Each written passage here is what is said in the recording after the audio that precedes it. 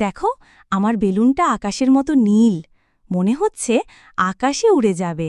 আরে আমারটা তো লাল, মনে হচ্ছে গোলাপের ফুলটা হাতের মুঠোয় ধরে আছি।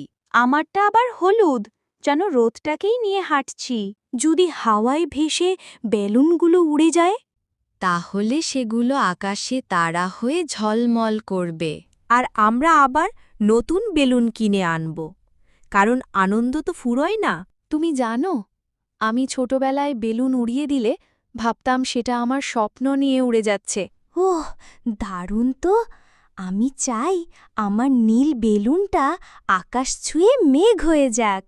তাহলে আমার হলুদ বেলুনটা রোদ হয়ে তোমাদের মেঘের ভেতর ঝলমল করবে।